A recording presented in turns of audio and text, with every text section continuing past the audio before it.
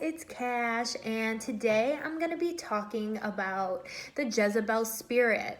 So I didn't really want to get into the intangible side of the whole gang stalking process, but I feel that it's important to at least touch on it a little bit because the Jezebel spirit is in fact real. And the people that are carrying out these gang stalking tactics are operating under the Jezebel spirit. So how do I know that the Jezebel spirit is real? Well, because before I woke up, I was operating in Jezebel spirit. So when I left the narcissist, from all the trauma, I was just an open vessel. There was holes in my aura, I'm sure. So it was very easy for this spirit to basically take me for a spin. I just look back at the things that I was doing after I left the narcissist, and they weren't really things that I would normally do myself. So what I mean by that is I look back at pictures. There's a picture of me standing on a white and black checkered floor. I had to get this picture. The different colors I was wearing red dresses. This is before I even knew that any of this stuff was related to the Jezebel spirit. These are things I was doing unconsciously.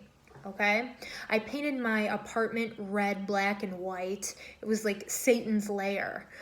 Okay, what else? Just the colors I was wearing, the things that I was doing, it just wasn't me. So while I was operating in this Jezebel spirit, I was doing things that were kind of like gang stalking. You know, you see somebody walking down the street or doing something, you record it, you put it on your Snapchat story. You know, you think it's funny, but I was participating in the act of gang stalking. You post memes on your timeline, maybe passive-aggressive things that are directed towards somebody, but it's your Facebook, so you feel like you can post whatever you want. You know, it's my firm belief that you shouldn't take offense to what people post on their Facebook, and if the shoe fits, wear it.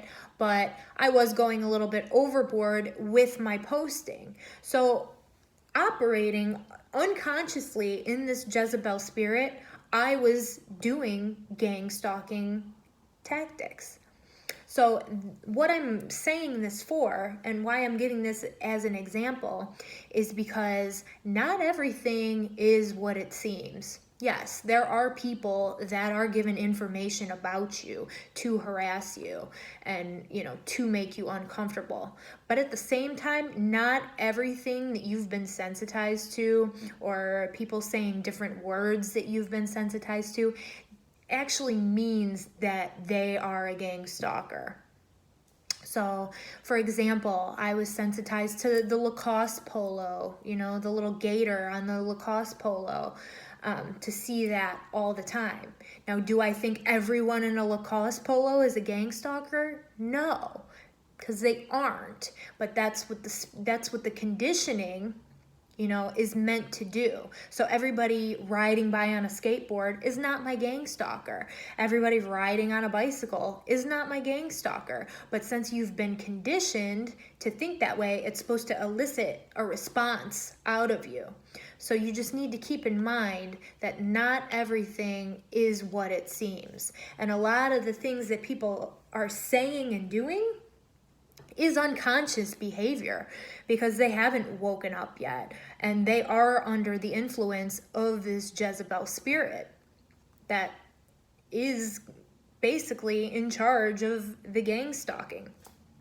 So it's my firm belief that the perpetrators of this are under, because they're obviously not awake, they're taking orders from somebody else. So they are under more mind control, my personal belief, than the TI or the person that they're targeting, because they don't even really know exactly why it is that they're harassing this person. They're just doing it just because. And that is a spiritual, like, that's just harassment and bullying. They don't even know why they're doing it. So you need to keep in mind that these people are the same as you. They're not better than you. They're just more mind controlled than you are. You're able to see through this and see it for what it is, and they're just worried about their $20, $30 gift card or whatever they're getting out of doing this to you. But don't take everything personally. Not everyone is your gang stalker, okay? And then with this, these perps that are carrying out these tactics or whatever, if they don't think that they're being data mined or having some kind of psychological profile built up on them while they're doing this, they are sadly mistaken. Because all you have to do is look at Stanley Milgram's experiment or the Stanford prison experiment, read about that stuff. Those experiments were conducted to see what normal citizens would do if given a little bit of power over another human being. If with authority, they would continue to harass people or, inflict any type of pain on them. And watch the experiment with Adrian Brody. It's a perfect example of what is going on with gang stalking. You give somebody a little bit of power, a tiny bit, and they kind of just run wild with it. So, yeah. The Jezebel spirit is definitely at work in this. And the perpetrators need to be mindful as well that they're being data mined, and at any moment they could flip on them. And I think it would be even worse to be a perpetrator and have this done to you, because you know what you were doing to other people.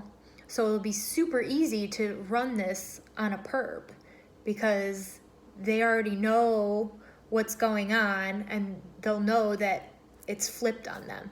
So I don't know if that makes sense to you. Comment below. I hope everybody has a wonderful Tuesday, and God bless.